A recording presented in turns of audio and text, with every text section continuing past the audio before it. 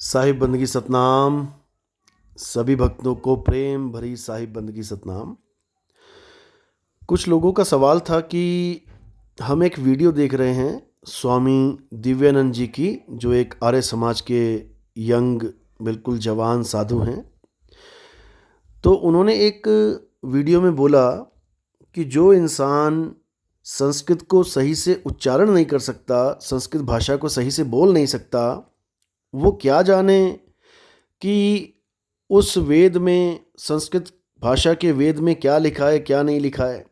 जो व्याकरण को नहीं जानता वो वेदों को कभी नहीं समझ सकता।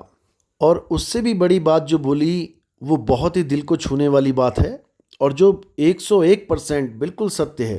क्या बोला उन्होंने कि वेदों का व्याख्या वही कर सकता है जिसने उस परम तत्व को पा लिया है, जिसने परमात्मा का साक्षात्कार कर लिया है, जिसने उस तत्व ज्ञान को प्राप्त कर लिया है, उस परम तत्व को जान लिया है। केवल वही वेदों को सही से समझ सकता है और सही से उसकी व्याख्या कर सकता है। बहुत ही सुंदर वाक्य था, क्योंकि आज के ज़माने में वो लोग वेदों को खोल के बैठ गए हैं जो वेदों का वाह भी नहीं जानते, जो परमात्मा का पा नहीं जानते, जो आत्मा का आ नहीं जानते। लेकिन सवाल ये भी बनता है कि उन्होंने कहा कि जो रामपाल इन वेदों को पढ़ना तक नहीं जानता सही से, वो इसकी व्याख्या कैसे कर रहा है। तो मेरे भाइयों, मैं आपका भ्रम तोड़ देता हूँ।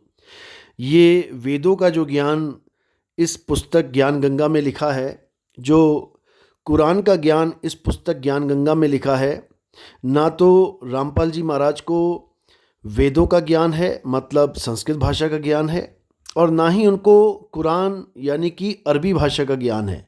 नहीं तो एक पन्ना पढ़वा के देख लो, उस एक पन्ने में इतनी गलतियां हो जाएंगी जितना एक छोटा सा बच्चा भी नहीं करेगा। इसमें उनकी कोई बुराई नहीं कर रहा हूं मैं उस बात को जाहिर कर रहा हूं कि आखिर ये ज्ञान उनके पास आया कहां से। तो भाई, अगर इसको जानना है तो एक बार कबीर मंसूर पढ़ लो, समझ जाओगे। तो मेरे भाई, इसमें कोई बहुत बड़ी बात नहीं है, बहुत बड़ा तीर नहीं मार लिया। ज्ञान गंगा में ये वेदों के मंत्र और कुरान की आयतों के बारे में व्याख्या करके वो कबीर मंसूर में पहले से ही दर्ज है, और जो पहले से दर्ज है उसको किसी और ग्रंथ में छापना नकल मारना कहलाता है, ज्ञानी बनना नहीं। तो ये नकल मार के कबीर मंसूर से जो कुरान की आयतों और वेदों के श्लोकों का जो नकल मार के इन्होंने जो छापा है, इससे ये ज्ञानी सिद्ध नहीं होते बल्कि नकलची सिद्ध होते हैं। तो इस ज्ञान गंगा में जितना भी ज्ञान है वो किसी और ग्रंथों से चुरा चुरा के छापा गया है। इसमें अपना खुद का कोई ज्ञान नहीं है, कोई भी ज्ञान, अपना अनुभव ज्ञान नहीं है। ये केवल कागज़ों का लेन देन है, इधर से कॉपी उधर से पेस्ट, इधर से कॉपी उधर से पेस्ट। और आप कबीर सागर पढ़ेंगे, अनुराग सागर पढ़ेंगे, कबीर मंसूर पढ़ेंगे तो ज्ञान गंगा से भी ज़्यादा ज्ञान मिलेगा। वो सागर है, सागर, कबीर सागर। सतनाम।